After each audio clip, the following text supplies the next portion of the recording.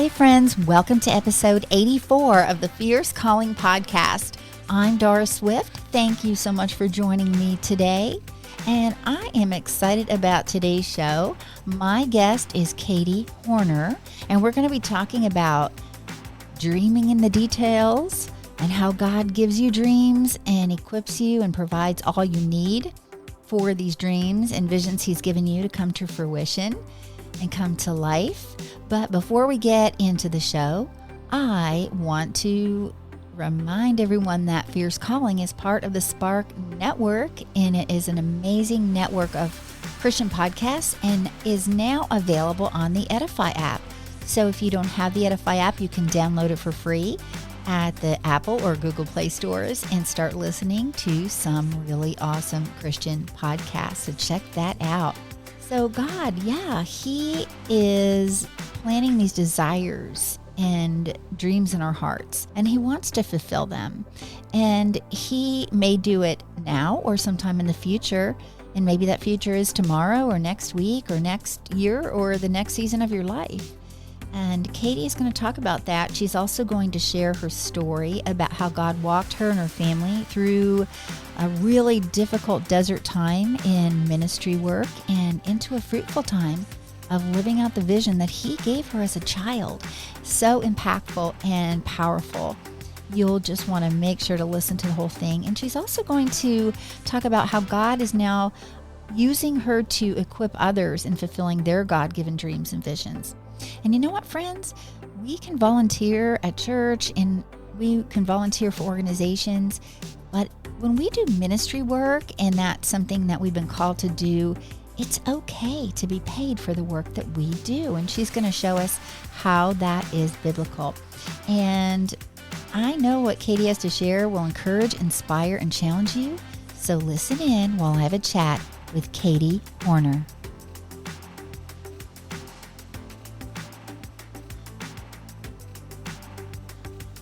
Welcome back to the Fierce Calling podcast. I am so excited today to welcome my friend Katie Hornor. She is a wife, a mom to 5 kiddos, and a phenomenally gifted faith-based coach, and we're going to hear more about that. Her story and what God has done in her life, from leaving everything behind to serve in a foreign country, to betrayal by leadership, to an incredible journey in building a 6-figure business, is a testament to God's faithfulness, and He is using her in a powerful way to impact the world for Christ.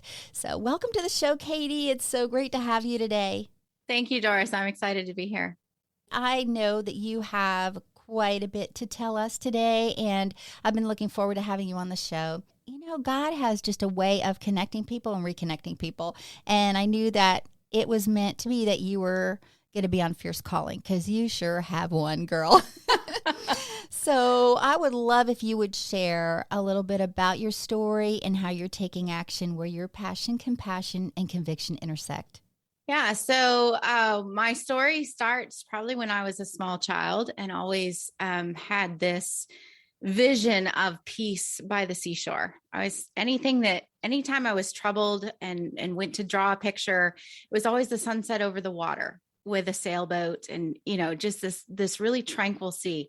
Granted, I lived in the mountains of Western North Carolina. And so we were like 12 hours from an ocean, and I didn't even see the ocean until I was probably 12. But Somehow God had planted in me that picture. And so fast forward to meeting my husband. We always rented because we knew we wanted to serve the Lord on a foreign mission field. We had a baby. We started raising our own funding to come to Mexico as missionaries. And we first went to the desert, which I know has nothing to do with the ocean. But a couple of years into that, God changed our direction and took us to the other side of Mexico through a rather messy ministry separation. And we went to the other side of Mexico near the water to work in a children's home. And we were here for about 9 months, thinking that we would be the next, she'd asked us to come as sort of the next generation of leadership for this home. And the missionary widowed lady was up in years, and about 9 months into that move, she's like, I'm sorry, our national staff don't want you as their leaders. You have to go. And wow. So very difficult situation, and yet, like, we didn't have credit cards. We didn't have a work visa. We didn't have enough money to go back to the States. We didn't really want to go back to the States to know what we do. We loved Mexico and we wanted to stay here. And to do that, we realized we were going to have to find a way to provide for ourselves, because in those two different ministry separations, we'd lost a lot of our emotional support and most of our financial support. And so what ended up happening is that we started a business to provide a homeschool curriculum method that didn't exist in the Spanish language prior to that. And we're able to bring that to the Spanish world, along with online trainings for Spanish speaking homeschoolers. And then along the way, started teaching other women in English how to build their businesses online. And one day, as my husband and I often do, we were walking by the water at sunset. And I happened to look out over the Bay of Campeche, right at the bottom of the Gulf of Mexico, right there. And the sun was going down and there was a boat. And it just brought back that vision of what I had as a kid every single time. And there was that clarity that regardless of what I've walked you through, this is what I've been preparing you for all your life. And you know, we've gone through ministry trauma. We've gone through ministry change. We've gone through desert times in our life and our business. And yet the Lord has walked us through each one of those situations to get us to where we are today. And our business today is doing six figures, you know, coming from ministry background with no business education, learning it all. God is just blessed incredibly. And our business now provides more ministry than we dreamed we could ever have, you know, and it's just, I never get tired of telling the story of how God plants those desires in your heart so that he can fulfill them in someday in the future. And it's just the best place to be. Awesome. That is so beautiful.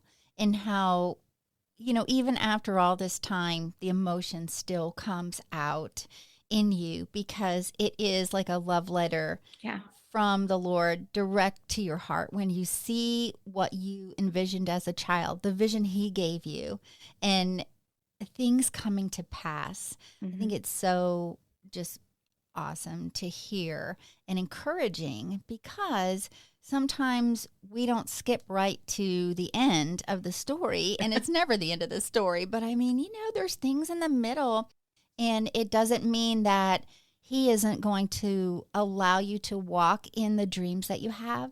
Sometimes it looks a little different than you think, and not to allow those things to just die and just be discouraged and turn from him, because he's right there. And I love how you went there, you stepped out in faith. Absolutely. To go to another country, learn another language, and begin doing these things that you thought you were there to do, but God had other plans for you. So that's really exciting and encouraging for the one who is listening right now, who isn't quite sure what direction she's supposed to be going in. And maybe she's transitioning from another business. Maybe she's had a career and God has put on her heart that, you know, maybe she would begin doing some things. What are some great steps that she might take first?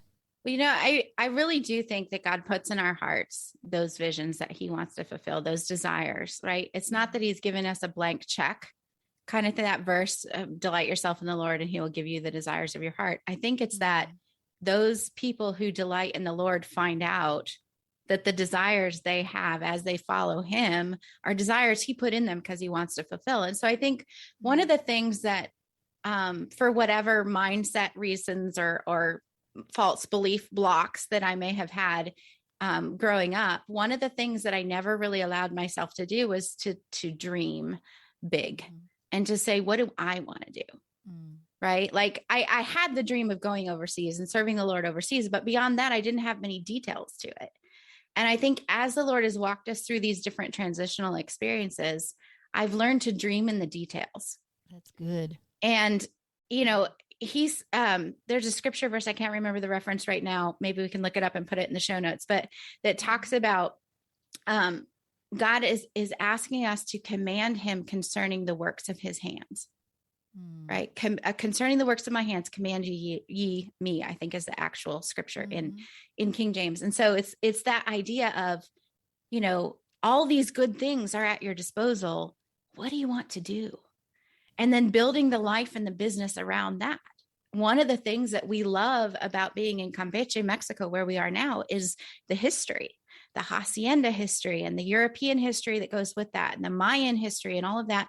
The Lord allowed us to purchase a 250-year-old home here that we're restoring gradually to be a historic bed and breakfast someday. And the vision for that is to be this retreat center and this, an Airbnb or a bed and breakfast where we can host people and minister to them.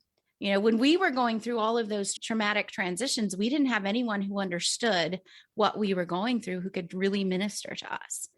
And we now know what that's like and are able to reach out to other people in similar positions to be able to say, we know, we understand what you're feeling. We know you need quiet. We know you need a place to just be. We know you need time with your family where there's no judgments about anything that you're doing, or, how you choose to spend your money this week, or whatever the case may be. And that's a vision that we have.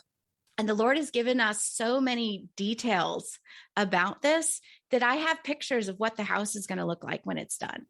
Right. And I had a vision in my head of what the tile would look like, which we finally put in after 5 years in the house, and what the porches are going to look like when they're finished. And the Lord is slowly allowing all of these things to come to pass and bringing that vision to life to where our first apartment is going to be open for rent in the new year, this year, like so long we've envisioned this. And so I think my advice to those that are in transition is to allow yourself to dream in the details. Like if God's put that vision in you for something bigger, like it's okay to say how you want it to look. It's okay for you to dream in the details. It's okay for you to say, I want my life to look this way. I only want to work 2 days a week or 4 days a week. I want to be able to do this kind of thing with my family. I want to be able to give in this way, and we had all of those dreams. When we were in ministry, we never felt like our money was our own. And it's not our own still, it's God's. And that shift came later. But the idea that when someone is funding you, you always feel like you're beholden to them, or like there's judgments, and there were judgments involved in how we spent things and how we invested things. And part of the freedom of having our own business was that God was bringing that money in, and now we get to choose with only God to answer to for what we do for that. And that gave us huge freedom to be able to say, okay, what does God want us to do? Not what does somebody in another country want us to do, And it was just it was so freeing that now the Lord has taught us how to see that money as a tool to do his work. Like it's no longer a worth statement. It's no longer, you're worth X or you're whatever. Like what we're worth is in what we're doing for the Lord now. And the money is a tool that we get to use to do that. And so when that shift came, it really opened up so many more possibilities, because now I can look at the vision he's given me with all the details and say, how do I use these resources, including the tool of money, to make that happen, to make that vision a reality that the Lord has put in my heart. And the ministry opportunities have just overflowed from that willingness to say, Lord, you gave us this. Everything we own is his. We came to Mexico, to Campeche, with 15 suitcases to our name, 3 little babies, and another one, 2 weeks from being born. And the house, the bookcase behind me, like everything we own, God has given and just brought those dreams to life. And if he can do it for us, I know he can do it for you. That's so exciting to hear what's happening and how after the first of the year, your very first apartment's going to open up. And it's just, I love how you said dream in the details. Mm-hmm. Is that how you worded it? Dream with the details. Yeah. Yeah. That's really cool. I've never thought about that before. And I know God calls us not to be double-minded. Like if we say, well, okay, I kind of want that, or I don't know, mm-hmm. Lord, but being obedient. And oftentimes we'll say, your will be done. But I love how you're encouraging us to just be bold with the Lord, and he knows what we want and desire. And if it lines up with his will and, and his purposes and plans, that he's good to have that conversation. You know, it's like a partnership too. It's really a cool thing. Yeah. And you know how the word also says to seek ye first the kingdom of God, and all else will be given unto you. And it doesn't necessarily, it's not only talking, you know, about money, but it's talking about the things that will, like provision, like God's providence, God's provision. Yeah, exactly. And so, you know, doing good things with the funds that he has put in your hands is really cool. Yeah. Yeah. There's another illustration that I like to use. You know, a lot of times we say, well, I'm waiting on God to tell me, or, oh, I got to wait on the Lord for this, or I got to, you know, and I think a lot of times we get hung up in the waiting without realizing that we already have at our disposal everything we need for life and godliness. He says that in his word. I've given unto you all things that pertain to life and godliness, right? If you lack the wisdom, ask me. But you've already got everything you need to do life and godliness. And life includes your business, and life includes your relationships, right? And I think a lot of times we get hung up on those waiting verses where, you know, waiting on the Lord means communing with the Lord, really. But we tend to take it too literal sometimes, I think. And like, what if we just walked into the kitchen? Like if you think about life as God's kitchen, right? And everything in the kitchen is at your disposal because you're the kid. You're the heir of this household. You can have anything you want in the kitchen. And this is good and that is good. And there's all kinds of great choices. And daddy's just standing there saying, which one do you want? Right? Like there's not often a right or wrong necessarily when we're waiting on God to show us. He's just wanting you to make a choice so he can make it happen in your life. And I think that's where, at least with a lot of the clients that I work with, that's where we get hung up. And, you know, if it's something God doesn't want you to do, I believe he's big enough to shut that door if you're moving in the wrong direction. But you got to be moving to direct it, you know? Yes. Taking action where your passion, compassion, and conviction intersect. Yeah. Well, I love how you brought that out because we do sometimes forget that we're God's kids. We are children of God. Yeah.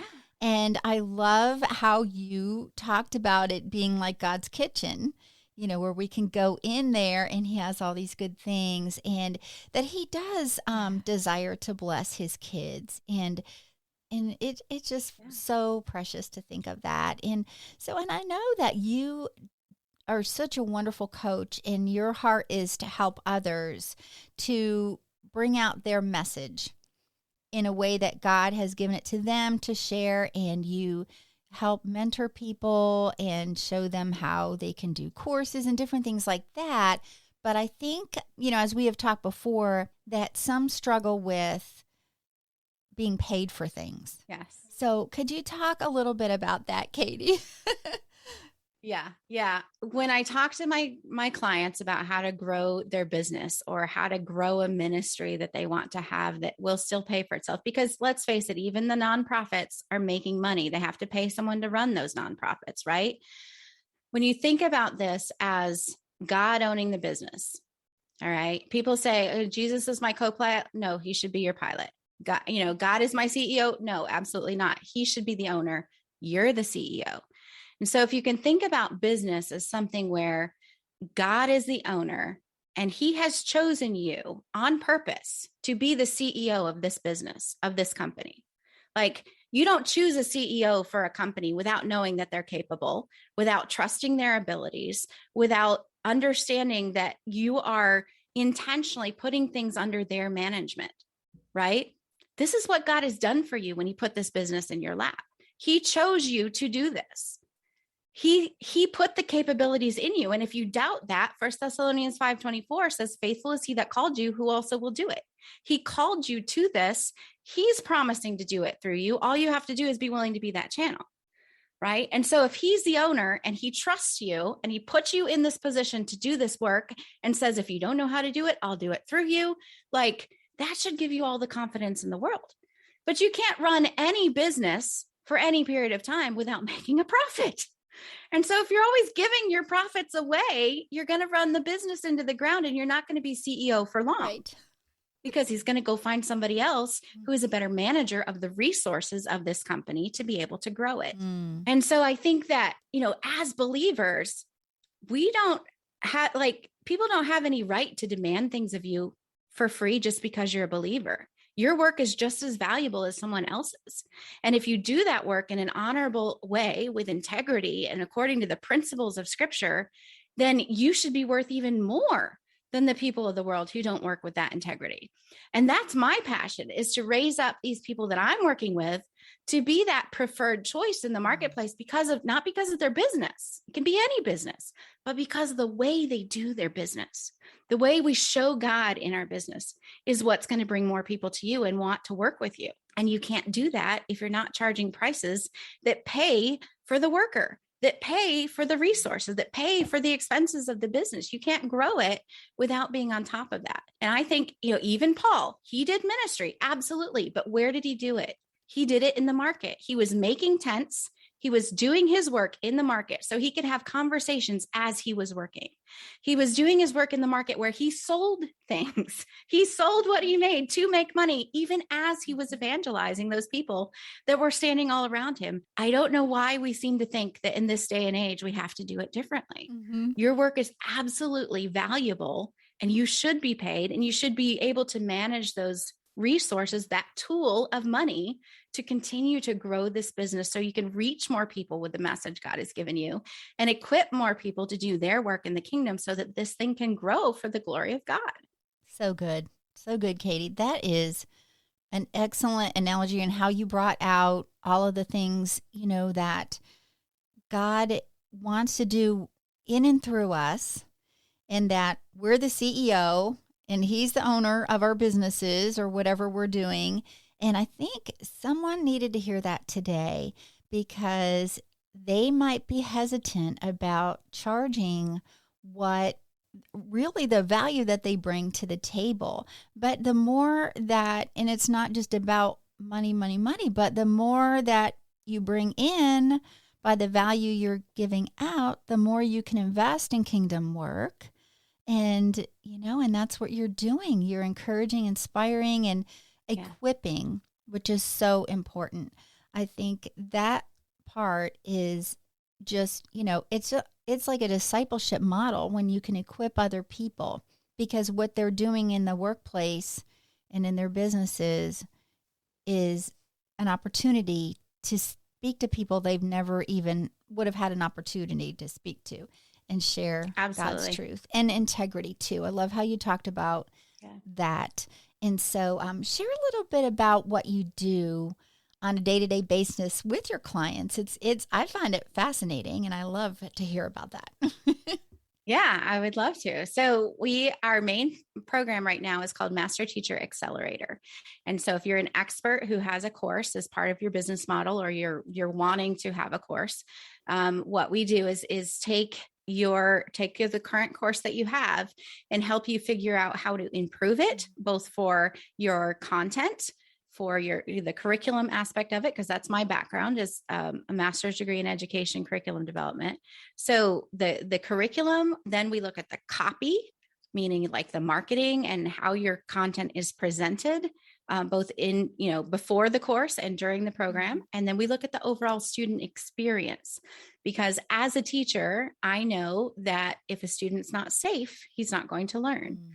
And we also know that there's a lot of psychological things that happen in terms of love languages and learning styles and things like that. And so experience has to be 50% of the success of your program, right? And so we work with these experts who have courses to teach their skill or their message to be able to improve that program and to be able to create even a high ticket program, right? A lot of us are underselling. A lot of us are selling programs at $97 or $297, even $497 that should be $1,000, $2,000, $5,000 programs. And one of my areas of expertise is being able to look at that and say, well, if we added this, if you did this different, if we changed the experience to be this way, it could be a high ticket program. And here's how to leverage what you've got, the assets that you have, to be able to make a bigger impact and to be able to serve more people.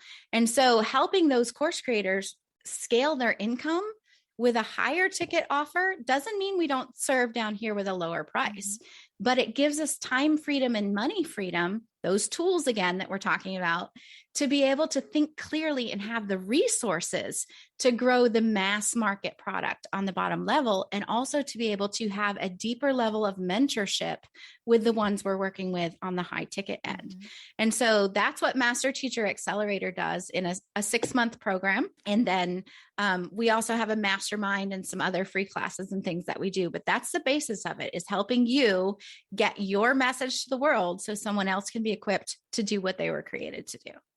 That's exciting. And people may not realize that they have the knowledge and expertise to be able to create a course that they could teach someone something that they know and teach it well. And of course, teach it even better, because they're going to ask you how to do it better.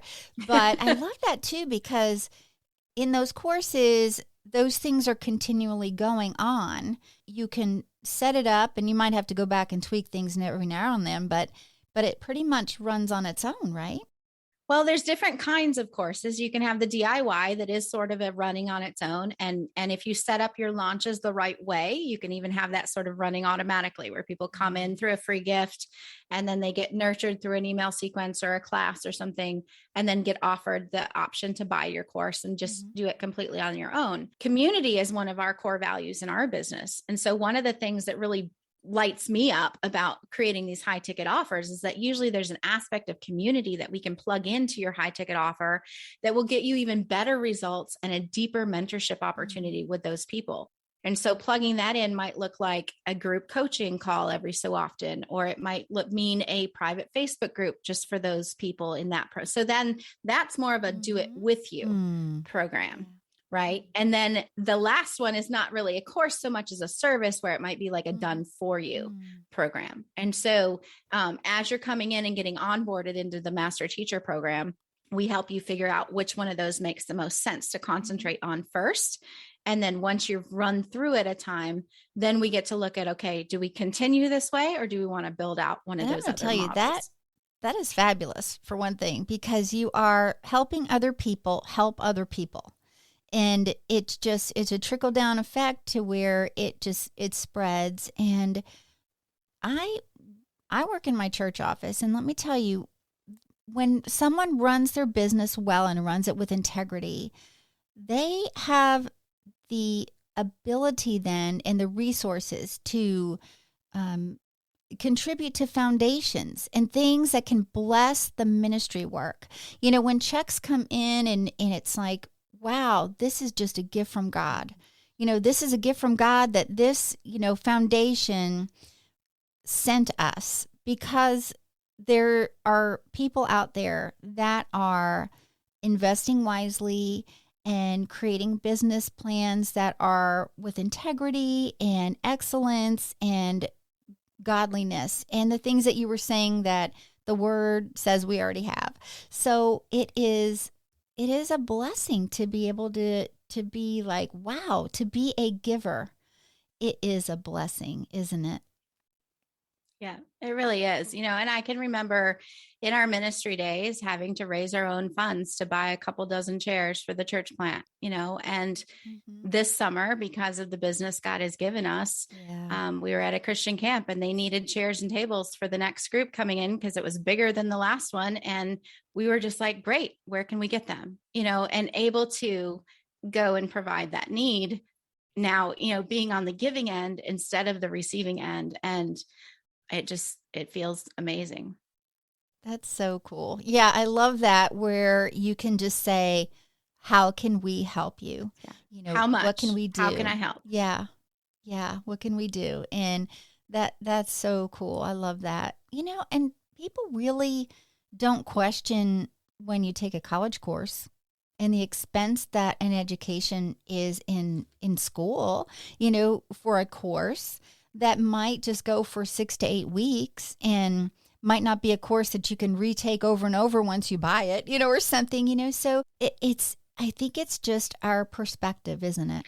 It is a lot of perspective. And it's also about how that's the copy piece, the curriculum, the copy, and the experience, right? That's the copy piece. We talk about copy in terms of the wording or the languaging that we're using when you're presenting an invitation.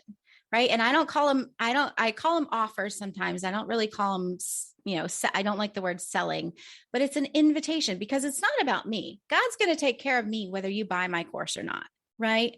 But God has given me the ability to help you grow your income through courses in this way. And so I'm not going to not tell you about the transformation that's possible for you and your business and your impact if you were to join this program. But I'm also not going to talk about it out of desperation, right? Because God's got me. He's proven that over and over and over again in our story. So I can make this invitation for you to join the program so I can help you help more people without any kind of feeling of pressure, because I also know God's bringing the ones in who need me, and the ones who don't jive, or the ones who don't feel like this is the right time, like he's got somebody else that's going to help them. This is, God is never surprised about any of this. Right. And so that copy or that leveraging is just, this is how I help you. It's not about me. Yeah. Like, you're not buying me, you're not paying, it's not about you paying me as much as it is about me being able to help you with the gifts God given me, so that you can be all you were made to be, to do what you're supposed to do in the kingdom. Yeah. Right. And so when you can have that kind of mental shift in your copy to where it's all about the person who's buying, then you're going to make a lot more sales. You're going to get a lot more people into your programs or buying your product because it's about them. Yeah. That reminds me, when you do like a speaker one sheet, like on the one sheet, I used to think it was telling all about me, but it's not. When I took Mary Snyder's course, it was awesome. And it's about, what can I do for your audience? What can I do for your women? How do I want them to feel when they leave? Or what action do I want them to be able to be equipped to take once they leave an event? And it's so important, because we're not in it to be just, if you're a speaker, it's not just to be an inspirational speaker. I mean, you want to inspire people, but you want to bring the message that God has given you to bring about transformation, right? Some kind of transformation. And that, I think, is what makes it different than speakers, like in the world that are not real. It's not about the message. It's about just the business end of it. And God's really kind of not in it, but so I love what you're doing so much. Are you still involved in the curriculum? We are still mentors in the homeschools, in the Spanish homeschool space. We closed down our physical materials curriculum this year to be able to focus more on the mentoring, the speaking and things. And one of the coaches that has grown with our business and that we've trained to coach the mamas in our homeschool club is actually taking over the homeschool club from here on out and making it her thing. And so we're really, really excited about what God is doing there, and just allowing us to continue to mentor a lot of, the homeschool world has changed so much in the last 11 years. And so much is online now, and there's distribution issues and shipping issues, and just it was time to close the physical store. We still got materials on Amazon and things, and still very much involved in that, but really excited about what God's going to do in this next season for that homeschool ministry. Nice. And it's such a joy, I'm sure, for you to see those who go through your course, those who are doing things like that, just kind of flying with God's grace and just doing whatever he's calling them to do and walking in their calling. So you're helping people walk in their fierce calling. Absolutely. So that's awesome. So how can the listener connect with you if they want to know more about all of these things and maybe want to reach out to you? How would they do that, Katie? So the best place to reach us is on our website, handprintlegacy.com.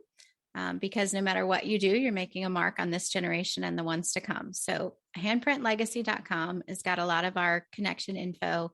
And then we also have a free course, Business with God. If you'd like to take that, you can put the link in the show notes. I love that so much. And just the whole legacy, the handprint, that's awesome. I love it. It's just, it touches the heart, so deeply when you hear that.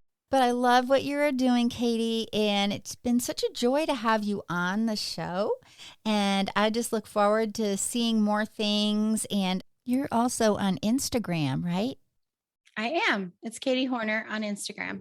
Katie Hornor on Instagram. I'll put that on there because you're posting photos of the things that are coming to pass. Yes. And I think it would be exciting for the woman who's listening, to follow you and to see those things coming to pass. And I saw that you had posted the image of what the home would look like, and it's really cool things happening there. So, well, praise God, and I hope to have you back on the show again sometime. That would be fun. It'd be an honor. Thank you.